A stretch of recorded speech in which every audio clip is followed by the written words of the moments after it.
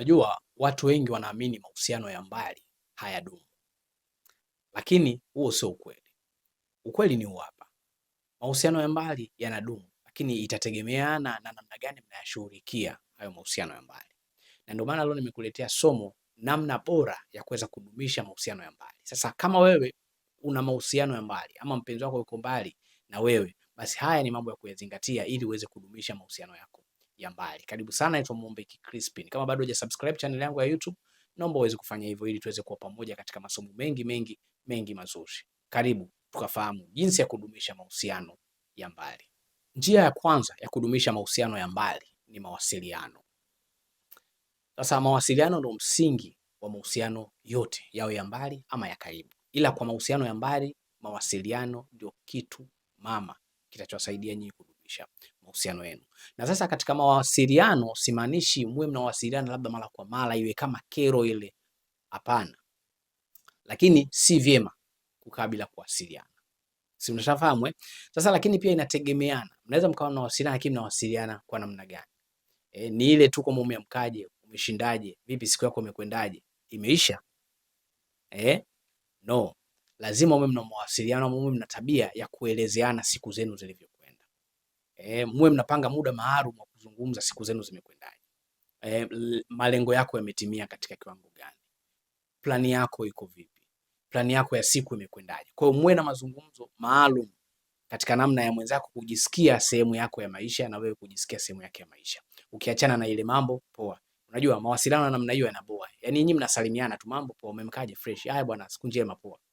Vipi leo bwana, siku yangu haijaenda vizuri, poa bwana, siku mema. Haya, mawasiliano yapo namna hiyo. Hayo ni mawasiliano kama ya rafiki. Ila mawasiliano ya mapenzi ni yale mahusiano ambayo mtashare in touch ya siku zenu zilivyokwenda, utaratibu ulivyo, malengo na vitu kama hivyo. Kwa hiyo mawasiliano ni njia muhimu sana katika mahusiano. Njia ya pili ya kudumisha mahusiano ya mbali ni uaminifu. Mahusiano ya mbali bila uaminifu hayawezi kudumu hata kidogo. Na ninapozungumzia uaminifu, sizungumzii uaminifu katika namna ya kumwamini mwenzako, bali na hata na wewe kuaminiwa. Ushanifahamu? Jiepushe sana na matatizo madogo ambayo yataondoa uaminifu kwa mwenzako. Jiepushe na mazingira yatakayoweka doubt, yatakayoweka shaka kwa mwenzako, na uwe mzuri katika namna ya kuelezea pale mwenzako anapokuwa na doubt ili kuweza kutengeneza uaminifu wake kwako. Ushanifahamu? Lakini pia wewe pia kumwamini mwenzako. Sio tu wewe kujifanya uaminike, lakini na wewe pia kumwamini mwenzako. Kuna baadhi ya changamoto zinaweza zikatokea, labda wiki hii hamjawasiliana vizuri ama mwezi huu hamjawasiliana vizuri, ama kuna muda unamtafuta mwenzako unaweza kumkosa na vitu kama hivyo. Visikutengenezee mawazo hasi, kwanza kufikiria labda mwenzako ameanza kukuchoka ama labda mwenzako ana mambo mengine anayafanya.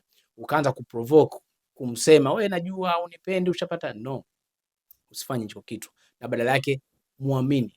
Mtengenezee hiyo hali ya yeye pia kujiamini, kuona naaminiwa na wewe ili azidi kuwa comfortable.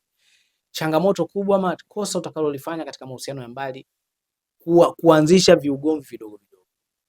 Unajua ni rahisi kutatua ugomvi mnapokuwa karibu kuliko kuwa mbali. Kwa hiyo mkiwa mbali, epukeni sana viugomvi vidogo. Na viugomvi vidogo vinaletwa na kutoaminiana. Kwa hiyo hakikisheni trust, uaminifu kwenu ni mkubwa. Wewe tengeneza kuaminiwa na mwenzako, na mwenzako naye uweze kumwamini na mwenzako afanye hivyo pia kwako. Kwa hiyo uaminifu ni nguzo ya pili katika namna ya kudumisha mahusiano ya mbali. Jitahidi uaminike, na uaminike kiukweli. Kuna baadhi ya vishawishi viepuke, na mwenzako naye atafanya hivyo, na mtajikuta mnasogea mbali sana. Kwa hiyo ukiwa mtu wa kufuatilia vitu vidogo, utachoka wewe, kwa sababu mpo mbali, utafuatilia vingapi?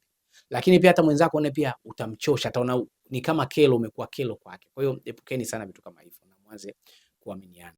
Njia ya tatu ya kudumisha mahusiano ya mbali, malengo ya pamoja. Sasa hapa lazima muulize mwenzako, mahusiano yenu yanaelekea wapi? Je, mna mpango wa kukutana? Ama mnakuwa mnapanga kukutana kwa muda fulani ama kwa kipindi fulani kwa mwaka? Ama yamekaaje? Na mnashare vitu vingapi katika namna ya pamoja? Pengine kuna mtaji ama kuna biashara umefungua ambayo unashare na mwenzako yuko mbali, ili izidi kuwa connect katika namna ya kufikiri ama ya kutengeneza bond ya nyinyi kwamba mpo kwa muda mrefu na mmeaminiana katika kiwango kikubwa katika namna hiyo. Kwa lazima mujiulize na muulizane, mahusiano yenu yanaelekea wapi? Kwa sababu mnaweza mkana mahusiano yale ya company. Ubaya wa mahusiano ya mbali, mara nyingi watu wanaweza kuwa katika mahusiano ya company kwamba nimepata mtu wa kuchat naye, nimepata mtu wa unajua umbali kuna upweke. Kwa hiyo unatafuta company tu ya kuchat, lakini hakuna malengo ya muda mrefu. Kwa hiyo malengo ya muda mrefu yanaweza yakawafanya nyinyi ama yakawashawishi nyinyi kupendana ama kuendelea kusubiriana na mpaka kufika hatua mkaendelea kuwa pamoja, kwa sababu mna kitu cha msingi cha kuwafanya nyinyi muendelee kubaki kwa pamoja, tofauti na company tu. Sio, unanifahamu? Kwa lazima muwe na plan, kwa sababu mahusiano ya mbali bila plan hayawezi kudumu, lazima yatakufa. Kuna muda mtajisikia bored, hamna kitu kipya cha kufanya na mnajisikia kama kila mtu afanye kitu chake, sawa? Kwa hiyo jambo la tatu ama njia ya tatu ya kudumisha mahusiano ya mbali ni mpango wa pamoja. Njia nne ya kudumisha mahusiano ya mbali ni uunganishi wa kihisia pamoja. Sasa hapa kuna njia nyingi za kuungana kihisia. Labda mnaweza mkawa mnacheki movie pamoja, si ndio? Ama mna share daily video za pamoja. Unatoka out, labda unampigia mwenzako video calls unapoanza kujiandaa nyumbani, unapoenda shopping na kadhalika, unakuwa una Bennett katika namna ya video calls. Ama unapika, unaweka video calls. Lazima ama unaoga, unaweka video calls. Sasa itategemea na how safe you are na huyo mtu unamwamini katika namna gani. Lakini hiyo ni njia ya kwanza, video calls. Kushare moment pamoja. Mwenzako anaenda ofisini, labda daily route, kwa kila siku nikitoka nyumbani lazima nimpigie mke wangu, yeye akiwa njiani na mimi nikiwa njiani, tunawasiliana kama tunasindikizana ofisini kwa njia ya video. Na wakati mwingine hata umbea tu, umepata umbea sometimes, una kitu unataka kushare na mwenzako, unaweza kumpigia video calls tofauti na message. Unajua kwa mpigie, bwana nikuonyeshe kitu, hebu angalia hichi kitu, unamuonyesha kwa video call, unaona pale. Sasa ule pale ni story, so it's fun, lakini inawafanya nyinyi mjisikie mpo pamoja zaidi, sawa? Kwa hiyo ni namna ya kujileta pamoja kihisia. Mnafurahi pamoja, mnazungumza pamoja mkiwa live, si ndio? Of course mkiwa kwenye video calls, kwa ni kama mpo live, mnaonana na kadhalika. Kwa hiyo ni njia ya kuwaleta pamoja kihisia. Anzeni kutumia video calls katika activities zenu za siku nzima.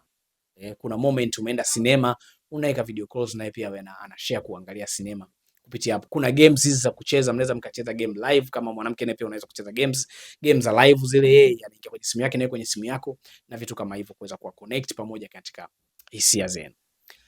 Njia ya tano ya kudumisha mahusiano ya mbali, epuka overthinking. Epuka kufikiria sana ama kuwaza sana. Unajua watu wengi wanaharibu mahusiano ya mbali kwa sababu ya kuwaza sana. Kuwazia mawazo hasi, kuwaza mawazo mabaya tu kuhusiana na mwenzake, kudhani, yani labda na vitu kama hivyo. Sasa badala ya kuwa unawaza sana mabaya kuhusu mwenzako ama kuwa na wasiwasi na mashaka na mwenzako, badala yake hebu anza kuwa unauliza. Na kama ndio ile nilosema katika njia ya tatu, kama sikosei, kwamba mnatengenezeana namna ya kuaminiana.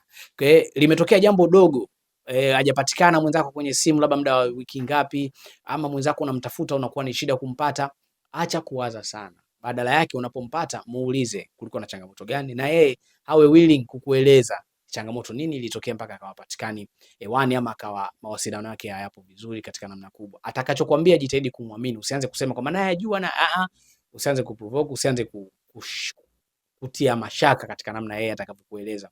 Jitahidi kutengeneza trust. Kwa hiyo tengeneza huo uaminifu, na badala ya kudhani, uliza na muweze kuzungumza yale mashaka yako. Wakati wote unapokuwa na wasiwasi, jitahidi kuongea na mwenzako juu ya wasiwasi wako, na wewe pia mwenzako alikuwa na wasiwasi na wewe, usipuuze, usibeze kwa maana wewe kila dakika unawaza tu mambo ya ngono, kila dakika unawaza tu kusalitiwa. No, usipuuze, kwa sababu mwenzako yupo mbali na ana mashaka. Jitahidi pia kumuondoa hayo mashaka katika namna ya kumuelezea vizuri nini kilitokea mpaka yeye kutengeneza wasiwasi wake. Hiyo ni njia ya tano. Njia sita ya kudumisha mahusiano ya mbali ni kusapotiana. Sasa kusapotiana katika namna ya kutiana moyo, lakini kujua anachokifanya mwenzako, kumshauri kitu anachokifanya mwenzako, usibeze kitu anachokifanya mwenzako. Na mwenzako anapopitia changamoto, unajua kabisa yupo katika changamoto, usimwache mbali kwa muda mrefu. Wakati mwingi kuwa unamuulizia anaendeleaje na vitu kama hivyo. Unajua, lakini pia kifinancial, kama wewe uko vizuri kifedha, mwenzako anapitia changamoto fulani ya kifedha, jitahidi kumsaidia. Unajua upo mbali na yeye, pengine ana msaada mtu mwingine huko, si ndio? Jitahidi kumuonyesha upo karibu naye, kwa sababu moja ya vitu ambavyo vinasababisha pia hata mahusiano ya mbali yaingiliwe na usaliti ni vitu kama hivyo.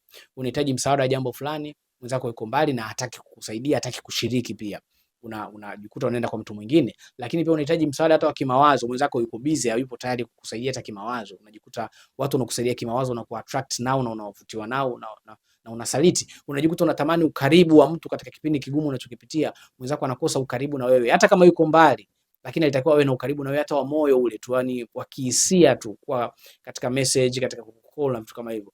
lakini mwenzako anakuwa busy, ama wewe unakuwa busy na mwenzako akiwa katika kipindi kigumu, wale watu wanaokuwa naye karibu wanakuwa wanamuattract, wanamvutia na yeye kuona kwamba ile kampani yake ya karibu ni nzuri, inafikia hatua ya usaliti. Kwa hiyo jitahidini kusapotiana mnapokuwa mbali, sapotiane kwa ukaribu sana sana, na hii sehemu usijisikie kupoteza ama usijisikie hatia kuona kwamba yeye yuko mbali, ni mtumie 20 ya nini bwana, atanizingua tu bwana, yeye yuko mbali, naweza kutumia mambo ya kuchat naye muda mrefu, kumpigia muda mrefu, atanipotezea muda tu. Kwa hiyo jitahidi kusapotiana na mwenzako, lakini pia jua anachokifanya mwenzako uweze kumsupport na kumtia moyo katika namna anachokifanya na mapitio magumu anayopitia, endeleeni kutiana moyo. Jambo la 7 na la mwisho la kudumisha mahusiano ya mbali ni maamuzi. Hakikisheni mmeamua kuwa pamoja. Kuna ile wakati watu wanafikiri wanajaribu. Mahusiano ya mbali ni magumu kama utakuwa ni mtu wa kujaribu kuona kama yatafanya kazi. Lakini ukiwa mtu wa kuamua kwamba nimempenda huyu mtu na nahitaji kuwa na malengo naye ya muda mrefu, then ukiamua ni rahisi kwako kulipa gharama ya maamuzi unachukua. Lakini ukijaribu ni ngumu kwako kulipa gharama kama hizi nilizoweza kukwambia. Kwa hiyo njia ya 7 ni amua. Ni kweli unataka kuwa na huyo mtu, ama upo naye kwa sababu tu ya company, ama upo naye tu kwa sababu ya kujifariji, ama upo naye tu kwa sababu tu ya vitu tofauti na malengo ama maamuzi ya kuwa naye katika maisha yako. Kwa hiyo lazima uamue ni mtu uliomchagua katika maisha, kwa sababu ukiamua hivi vitu nilivyokutajia 6 vitakuwa rahisi kwako kuvifanya. Ukiamua itakuwa ni rahisi kwako kupanga muda wa kuweza kukutana naye kwa mwaka mara ngapi. Ukiamua utakuwa rahisi kwake kuwa mwaminifu kwake. Ukiamua utakuwa msikivu kwake na mtu ambaye unashiriki activities nyingi za kuweza kuhakikisha mnadumisha mahusiano ya mbali. Kwa hiyo jambo la 7 na la mwisho, ama njia ya 7 na ya mwisho ya kudumisha mahusiano ya mbali ni kuamua. Leo nataka nikuulize, je, umeamua kuwa na wewe mpenzi wako wa mbali? Umeamua kubaki na yeye? Umeamua kuwa mwaminifu? Umeamua kuwa yeye ndo baba wa watoto wako wa baadaye? Umeamua kuwa yeye ndo mama wa watoto wako wa baadaye? Umeamua kuwa na ndoa baadaye na huyo mtu, ama unajaribu? Kama unajaribu hayatofanya kazi, lakini ukiamua yatafanya kazi. Kama umeipenda hii video na imekusaidia, naomba usiache kusubscribe channel yangu, lakini pia usiache kucomment kuniambia, je, unaonaje mahusiano ya mbali? Yanaweza yakafanya kazi ama haiwezekani kuwa na mahusiano ya mbali? Comment hapo, tutaendelea kudiscuss na kujadili juu ya kuyaendea mahusiano ya mbali. Mimi nikwambie tu, mahusiano ya mbali yanaweza yakadumu na yanaweza yakawa mahusiano bora kuliko mahusiano ya karibu. Tumeshuhudia mifano mingi sana. Watu waliokuwa mbali ndo wanafika mbali kuliko watu waliokuwa karibu wanaishia njiani. Ulikuwa na mimi Mombek Crispin, nilikuwa nakufundisha leo kwa namna gani unaweza kudumisha mahusiano ya mbali. Naamini umejifunza vitu vingi na umefaidika na hii video. Mimi nikuage tu kwa sasa, lakini mwisho wa video hii ndio mwanzo wa video inayofuata. Baki katika channel yangu kwenda kuangalia video nyingi zaidi zitakazokufundisha. Sawa sawa. Hadi wakati mwingine tena, kwa sasa bye bye.